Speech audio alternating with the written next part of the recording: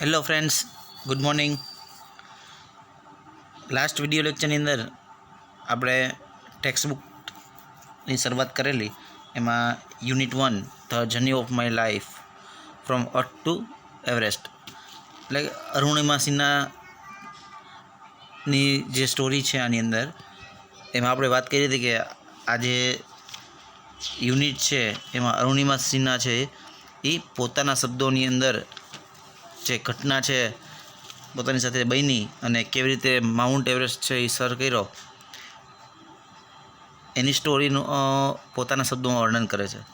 અને આ યુનિટ છે એમાં સીન 1, સીન 2, સીન 3 અને સીન 4 આવા અલગ 4 પાર્ટમાં ડિવાઈડ છે, બરાબર. યુનિટ 1 એમાં રીડ 1. તો આપણે સીન 1 છે આપણે પહેલાં જોયું કે અરુણિમા સિન્હા છે પહેલાં પેરેગ્રાફમાં કે ભાઈ નેશનલ લેવલની વોલીબોલ પ્લેયર હોય છે, બરાબર. અને ટ્રેનમાં મુસાફરી કરી રહી હોય ત્યારે કેટલાક લૂંટારાઓ છે ને ચેન છે એ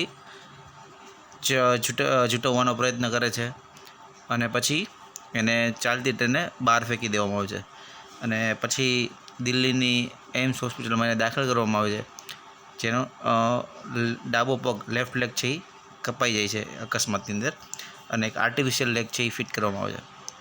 અને એ આર્ટિફિશિયલ લેગ સાથે એ વિશ્વની એવી પ્રથમ અપંગ મહિલા બને છે જેને આર્ટિફિશિયલ લેગ એટલે કે કૃત્રિમ પગ સાથે માઉન્ટ એવરેસ્ટ સર કર્યું હોય, બરાબર. પછી સીન 1ની અંદર એ શરૂઆત કરે છે કે ભાઈ જ્યારે હું ટ્રેનમાં મુસાફરી કરી રહી હતી ત્યારે શું ઘટના બની અને એને કેવી રીતે એને ટ્રેનમાંથી બહાર છે એ નીચે ફેંકી દેવામાં આવી અને એનો ડાબો પગ છે એ કપાઈ જાય છે, બરાબર. અને હું જે ટ્રેનની જે પાછળની લાઇટ છે એ જ્યાં સુધી ઝાંખો પ્રકાશ ન થઈ ગયો ત્યાં સુધી હું એને જોતી રહી અને ધેન આઈ ફેન્ટેડ, પછી હું બેભાન થઈ ગઈ. ત્યાં સુધી આપણે જોયું હતું સીન 1ની અંદર. હવે આગળ જોઈએ સીન 2માં કે ભાઈ એનો પગ કપાઈ જાય છે, બેભાન થઈ જાય, પછી શું ઘટના બને છે, પછી શું થાય છે જોઈએ. આગળ હવે આપણે વાત કરીએ સીન 2. ઓકે, તો સીન 2ની અંદર જોઈ કે I was admitted to AIIMS Delhi on the invention of the PM. Invention એટલે દરમિયાનગીરી, બરાબર, કે પીએમ એટલે પ્રધાનમંત્રી કે પ્રાઇમ મિનિસ્ટર, પ્રધાનમંત્રી જેને કહીએ આપણે, કે પ્રધાનમંત્રીની દરમિયાનગીરીથી મને એમ્સ દિલ્હી ખાતે દાખલ કરવામાં આવી. દિલ્હીની અંદર જે એમ્સ હોસ્પિટલ આવેલી હતી ત્યાં એને દાખલ કરવામાં આવેલી. The union government would bear the entire cost of my treatment. અને જે મારી સારવારનો જે તમામ ખર્ચ છે એ જે સંઘ સરકાર છે, યુનિયન ગવર્મેન્ટ એટલે કે સંઘ સરકાર છે એ ઉપાડવાની હતી. સૂન તરત જ AIIMS began issuing daily medical bulletin on my status. શું કહે છે? સૂન તરત જ એમ્સે મારી જે વર્તમાન સ્થિતિનો ટૂંકો જે દૈનિક અહેવાલ છે, બરાબર, issuing daily medical bulletin on my status, જે મારો ટૂંકો દૈનિક અહેવાલ છે એ પ્રગટ કરવાનું શરૂ કર્યું, બરાબર. કોણે? તો કે એમ્સ હોસ્પિટલે. I was told that young people, auto drivers and roadside vendors were carrying out a candle march to galvanize support for me and to pray for my recovery. શું કહે છે જુઓ કે મને જણાવવામાં આવ્યું કે, બરાબર, કે છે ને કે આઈ વોઝ ટોલ્ડ ધેટ કે મને જણાવવામાં આવ્યું કે યંગ એટલે કે યુવાનો, બરાબર, યુવાન લોકો છે એ, પછી ઓટો ડ્રાઈવર્સ એટલે કે ઓટો રિક્ષા ચાલકો છે એ, અને રોડ સાઇડ વેન્ડર્સ કે રસ્તા પર જે વેચાણ કરતા ફેરીઓ છે એ, બરાબર. Carrying out a candle march for galvanize support me. Galvanize support me એટલે કે મારે સાજા થવા માટે, મને ટેકો, મને સમર્થન આપવા માટે. એટલે એ બધા છે યુવાનો, ઓટો રિક્ષા લોકો, રસ્તા ઉપર વેચાણ કરતા ફેરિયાઓ, મને સમર્થન આપવા માટે તેમજ મારા રિકવરી, ઝડપથી સજા થવા માટે, મારા સજા થવા ફોર માય રિકવરી એટલે મારા સજા થવા માટે મીણબત્તીની કૂચ કાઢી, બરાબર. મીણબત્તીથી કેન્ડલ માર્ચ આપણે કહીએ ને, કેન્ડલ માર્ચ, મીણબત્તી પ્રગટાવીને જે રેલી કાઢે એને મીણબત્તીની કૂચ કાઢી રહ્યા છે એવું એને જણાવવામાં આવ્યું કે ભાઈ આ લોકો તમારા સમર્થનમાં સાજા થવા માટે તમને રેલી કાઢી રહી, એવું એને જણાવવામાં આવ્યું દિલ્હીની એમ્સ હોસ્પિટલમાં. With the help of the best and the latest technology, gradually I started responding to the treatment. શ્રેષ્ઠ અને અત્યાધુનિક તકનિકની મદદથી મળતી સારવારથી મેં હકારાત્મક પ્રતિક્રિયા આપવાનું શરૂ કર્યું. જો શું છે કે with the help of the best and the latest technology, બરાબર, શ્રેષ્ઠ અને જે અત્યાધુનિક ટેકનોલોજી છે એની મદદથી, બરાબર, ગ્રેજ્યુઅલી ધીમે ધીમે I started responding to the treatment, મેં એને પ્રતિક્રિયા આપવાનું શરૂ કર્યું ધીમે ધીમે, ગ્રેજ્યુઅલી એટલે ધીમે ધીમે. વન મોર્નિંગ શું કહે છે જુઓ હવે. વન મોર્નિંગ એક સવારે માય બ્રધર ઇન લો એટલે કે જીજાજી આપણે જે કહેતા હોઈએ છીએ, બરાબર, માય સિસ્ટર્સ લક્ષ્મીસ હસબન્ડ એટલે કે એની જે સિસ્ટર હતી લક્ષ્મીના પતિ સાહિબ, જેને સાહિબ કહીને સંબંધી, સડનલી અચાનક જ આસ્ક્ડ મી, અચાનક જ મને પૂછ્યું, એવરેસ્ટ ચડોગી? He had just read an interesting piece of information in the newspaper. શું કહે છે કે મારા જે બનેવી એટલે કે મારા જે જીજાજી હતા બહેન લક્ષ્મીના પતિ સાહિબ, એને મને પૂછ્યું એવરેસ્ટ ચડોગી? તેણે હમણાં જ જો એમ કહે છે કે he had just read an interesting piece of information in the newspaper, કે એને હમણાં જ સમાચાર પત્રમાં, વર્તમાનપત્રની અંદર આવેલ એક રસપ્રદ માહિતી વાંચી. નો ફિમેલ એમ્પ્યુટી હેડ એવર સ્કેલ એવરેસ્ટ, કે કોઈ પણ અપંગ મહિલાએ ક્યારેય એવરેસ્ટ સર કર્યું નહોતું, એવું એને વાંચ્યું. નો ફિમેલ એમ્પ્યુટી હેડ એવર સ્કેલ એવરેસ્ટ, કે કોઈ પણ અપંગ મહિલાએ ક્યારેય એવરેસ્ટ સર કર્યું નહોતું. આઈ વોઝન્ટ એમ્યુઝડ, શું કહે છે? આઈ વોઝન્ટ એમ્યુઝડ એટલે કે આ બાબતથી મને કંઈ ખુશી થઈ નહીં. આઈ વોઝન્ટ એમ્યુઝડ, મને કંઈ આનંદ ન થયો એ બાબતથી. કે એને પૂછ્યું, મજાકમાં પૂછ્યું, બરાબર, કે એક તો પગ કપાઈ ગયો, પાછું પૂછે કે એવરેસ્ટ ચડોગી, એટલે ગમે નહીં, એટલે એમ કહે છે કે મને કાંઈ બહુ આનંદ ન થયો. I have lost a leg and you are talking of Mount Everest. શું કહે છે કે અહીંયા મેં મારો પગ ગુમાવ્યો છે અને તમે માઉન્ટ એવરેસ્ટ ચડવાની વાત કરો છો. I started talking to my self, હું મનોમન છે એ વિચારવા લાગી, બરાબર, એટલે પોતાની જાત સાથે વાત કરવા લાગી. શું કહે છે કે if I could take a shoot at Everest and succeed, કે જો હું એવરેસ્ટ ચડવા પ્રયત્ન કરું અને સફળ થાવ તો એવું વિચારે છે, તો શું થાય? તો કે I would become the first female amputee to hold that record, તો પ્રથમ અપંગ મહિલાનો એવરેસ્ટ ચડવાનો વિક્રમ છે મારા નામે નોંધાય, બરાબર. I thought about it for some time and then I conveyed to Sahib my willingness to take up the challenge. શું કહે છે?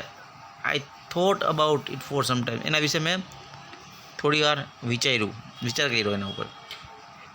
And then I conveyed to Sahib, અને પછી કન્વે એટલે જણાવું, પછી જે સાહિબ છે એને જણાવ્યું. શું જણાવ્યું? તો કે my willingness to take up the challenge, કે આ જે ચેલેન્જ છે ને એને સ્વીકારી છે, બરાબર, એ એને જણાવ્યું એને જીજાજીને. શું કીધું? ઠીક હે હમ કરેંગે, ઠીક હે હમ કરેંગે. મેં કહ્યું, આઈ સેડ એટલે કે મેં કહ્યું એવું કીધું એને. અને I now had something to look forward to, a mission, a goal, a reason to dream. એટલે એમ કહે છે કે હવે મારી પાસે અપેક્ષા રાખવા માટે એક, બરાબર, I said I have to something to look forward two, મારી પાસે આગળ જોવા માટે, આગળ કંઈક અપેક્ષા રાખવા માટે જીવન લક્ષ્ય, મિશન, ગોલ, ધ્યેય, રીઝન ટુ ડ્રીમ, અને સપના જોવા માટેનું એક કારણ હતું. I was not going to be easy. શું છે કે I was not going to be easy, કે કંઈ મારા માટે સરળ બનવાનું નહોતું, સરળ નહોતું કંઈક કોઈ વસ્તુ, કે કહી દીધું કે હાલો ભાઈ હું એવરેસ્ટ ચડીશ, ઠીક છે હમ કરેંગે, તો કે સરળની વાત નહોતી. ખાલી કહેવું અને કરવું એમાં ઘણો બધો ફેર હોય છે, બરાબર. એટલે એમ કહે છે કે એ સરળ નહોતું. But throughout my life nothing had come easy, પણ મારા સમગ્ર જીવન દરમિયાન, થ્રુ આઉટ માય લાઈફ, સમગ્ર જીવન દરમિયાન કંઈ પણ સરળતાથી મને મળ્યું નહોતું. અને આઈ felt like I was Born again, અને મને લાગ્યું કે મારો પુનઃજન્મ થયો છે, ભગવાને મને કંઈક નવું જીવન આપ્યું છે, કંઈક નવી જિંદગી આપી છે, તો બેસી રહેવા માટે નહીં પણ કંઈક ઇતિહાસ રચવા માટે આપ્યું છે, એવું મને લાગ્યું. એટલે કહીશ કે મારો પુનઃજન્મ થયો છે. Then I started waiting for my artificial limb to arrive, પછી મારો જે કૃત્રિમ પગ છે એ આવી પહોંચે એની હું રાહ જોવા માંડી. આર્ટિફિશિયલ લિમ્બ એટલે જે કૃત્રિમ પગ છે એ આવી પહોંચે એની રાહ જોવા માંડી. વેન ઇટ ફાઇનલી અરાઇવ્ડ, જ્યારે એ છેવટે અંતે એ આવ્યો ત્યારે આઈ વોઝ ઓવરજોયડ, ત્યારે મને અત્યંત આનંદ થયો, મારી ખુશીનો પાર ન રહ્યો. The artificial leg felt almost like my real leg, અને જે કૃત્રિમ પગ છે ને મારા કુદરતી પગ જેવો જ લાગી રહ્યો હતો. I could hardly feel the difference, મને એ બંને વચ્ચે છે ને ભાગ્યે જ કંઈક ડિફરન્સ લાગતો, ભેદ અનુભવાતો. I had started falling in love with this stranger whom I was wedded for life. શું કહે છે કે મને ભાગ્યે જ એમાં છે ને ભેદ લાગતો એવું કીધું ને. અને I had started falling in love with this stranger whom I was wedded for life. Waited for life, બરાબર, કે મારી સાથે સમગ્ર જીવન દરમિયાન જોડાયેલો હતો. ને તે અજાણ્યા સાથે, અજાણ્યો એટલે કે સ્ટ્રેન્જર એટલે અજાણ્યો જે પગ છે એની સાથે મેં લગાવ કેળવાનું શરૂ કર્યું. બરાબર, સ્ટાર્ટેડ ફોલિંગ ઇન લવ એટલે કે એની સાથે લગાવ પ્રેમથી કેળવાનું શરૂ કર્યું. I had set my eyes on a mountain and I needed to prepare myself with the help of this stranger. શું કહે છે કે મેં મારું પર્વતને જ મારું લક્ષ્ય બનાવ્યું હતું, કે I had set my eyes on the mountain, કે મેં પર્વતને જ મારું લક્ષ્ય બનાવ્યું હતું. અને I needed to prepare myself with the help of this stranger. અને હવે આ અજાણ્યું હતું, અજાણ્યું એટલે કોણ, તો કે આ જે સ્ટ્રેન્જર એટલે કે અજાણ્યો જે પગ છે એની મદદથી મારે મારી જાતને તૈયાર કરવાની હતી. I needed to prepare myself, કે એની મદદથી મારે મારી જાતને તૈયાર કરવાની હતી. બરાબર, તો આજે સીન 2 છે એની અંદર વાત કરી કે ભાઈ દિલ્હીની હોસ્પિટલમાં દાખલ કરવામાં આવી અને એના જીજાજી જણાવ્યું, એવરેસ્ટ મજાકમાં કીધું કે ભાઈ એવરેસ્ટ સર કરીશ, અને એના ચેલેન્જ સ્વીકારી લે છે. બરાબર, અને પછી આર્ટિફિશિયલ લેગ છે એ આવી જાય છે અને એની સાથે પ્રેક્ટિસ કરવાનું શરૂ કરે છે. બરાબર, પછી આગળ ઘટના શું બને છે એ જોઈએ આપણે સીન 3ની અંદર. ઓકે, ચાલો જોઈએ કે on 28th February 2012,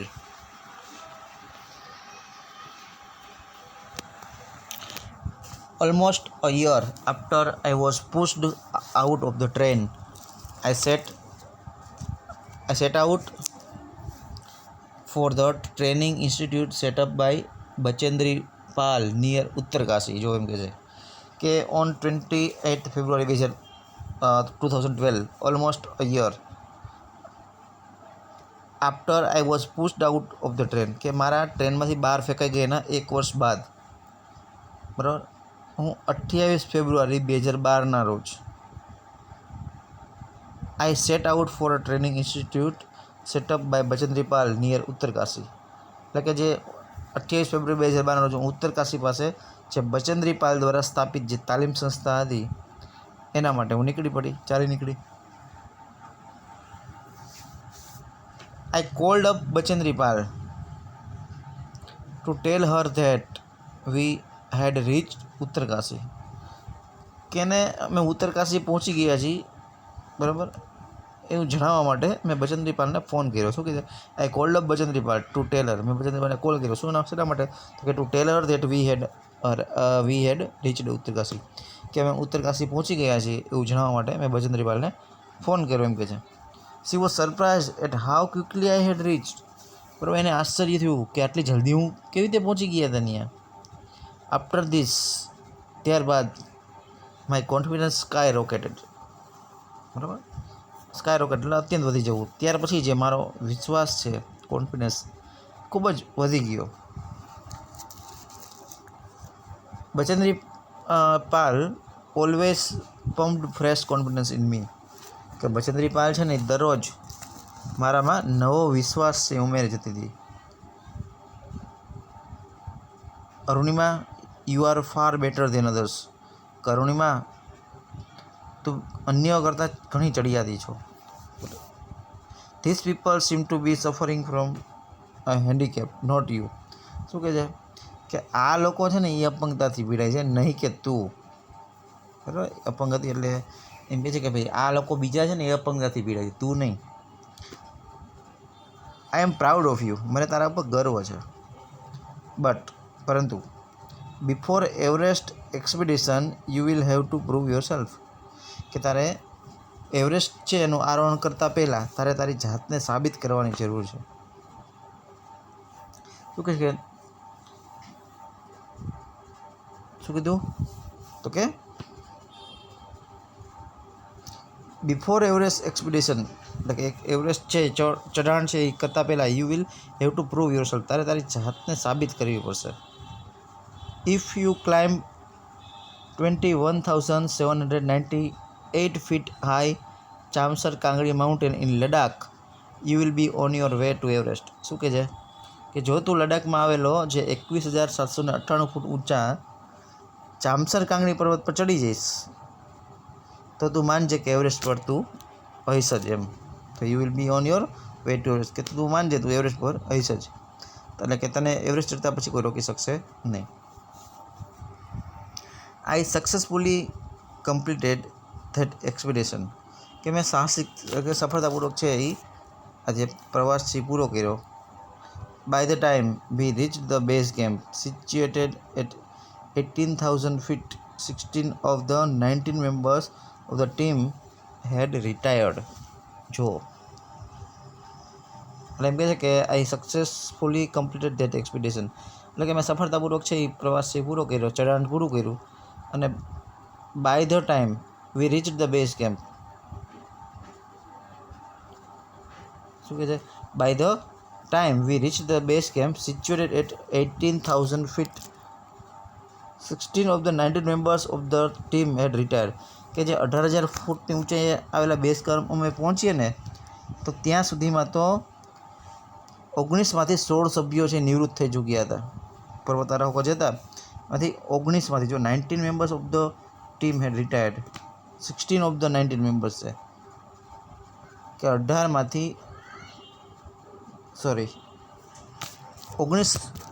સભ્યોમાંથી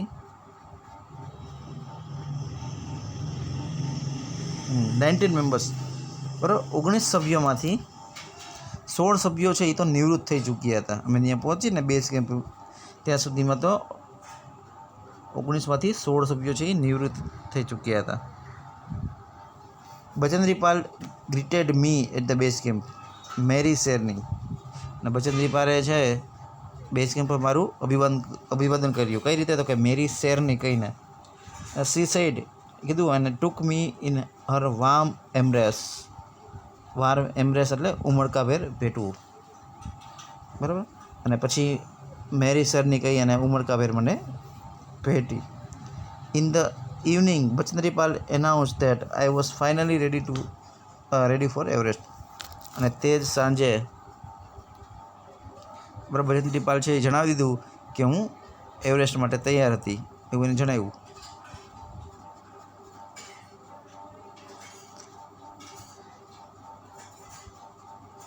She also assured me that she would talk to the officials at Tata Steel for sponsoring my Everest dream. શું કહે છે કે એને ખાતરી આપી, બરાબર, ખાતરી પણ આપી કે તે મારા જે એવરેસ્ટનું સપનું છે સાકાર કરવા અને પુરસ્કાર કરતા બનવા. જો એમ કહે છે કે એસ્યોર્ડ મને એટલે ખાતરી આપી કે શું to would talk to the official at Tata steel for sponsoring my Everest dream, કે મારા એવરેસ્ટના સપનાને સાકાર કરવા, પુરસ્કારતા બનવા ટાટા સ્ટીલના અધિકારીઓ સાથે એ વાત કરશે. બરાબર. તો અહીંયા આપણે જોયું સીન 3ની અંદર કે બચેન્દ્રીપાલ પાસે પહોંચી જાય છે આ ઘટના બન્યાના બરોબર 1 વર્ષ પછી, એટલે કે 28 ફેબ્રુઆરી 2012ના રોજ. અને બચેન્દ્રીપાલ છે એમ કહે છે કે તું આની પહેલાં તું જે આ લડાખમાં આવેલો જે ચામસર કાંગડી પર્વત છે ચડી જઈશ તો તું માનજે કે તું એવરેસ્ટ પર રહીશ. અને એ સફળતાપૂર્વક છે એ ચઢાણ છે એ પૂરું કરે છે. અને એની સાથે જે 19 હતા એમાંથી 16 સભ્યો તો છે એ નિવૃત્ત થઈ ચૂક્યા હોય છે આ ચઢાણમાં. એટલે આ ચઢાણ છે એ બહુ અઘરું હતું. ત્યાર પછી વાત કરીએ આપણે સીન 4ની અંદર. શું કહે છે સીન 4? જો કે I arrived at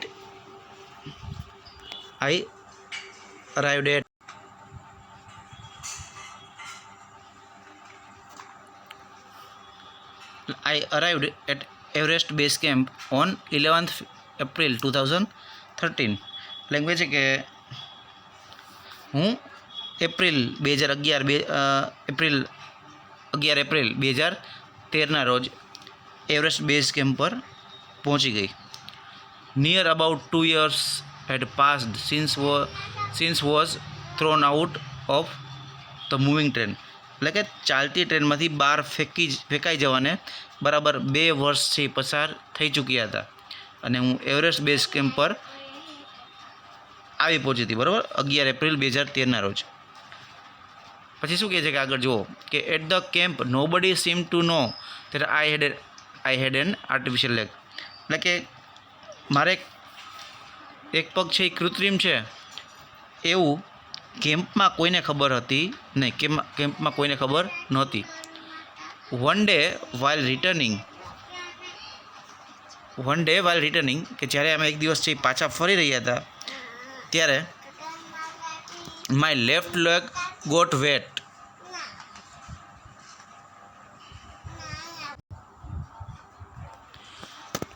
એટલે એમ કહે છે કે મારે એક પગ, બરાબર, એક પગ છે એ કૃત્રિમ છે એવી કેમ્પમાં કોઈને ખબર નહોતી. વન ડે વાઇલ રિટર્નિંગ એટલે કે જ્યારે એક દિવસ અમે પાછા ફરી રહ્યા હતા, my left leg got wet with snow. બરાબર, મારો ડાબો પગ છે એ બરફથી પલળી ગયો, ભીનો થઈ ગયો. અને because I had slipped a couple of times on the slippery surface. કારણ કે હું જે લપસની સપાટી હતી સ્લીપડી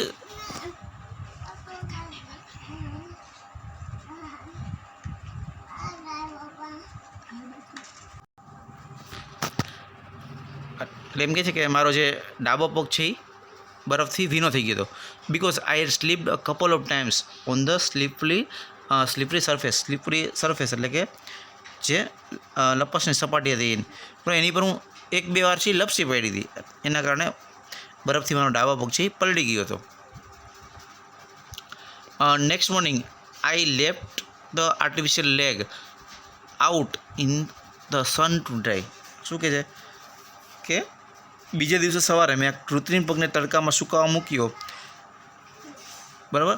તે સમયે some foreigners realise that I had only one leg.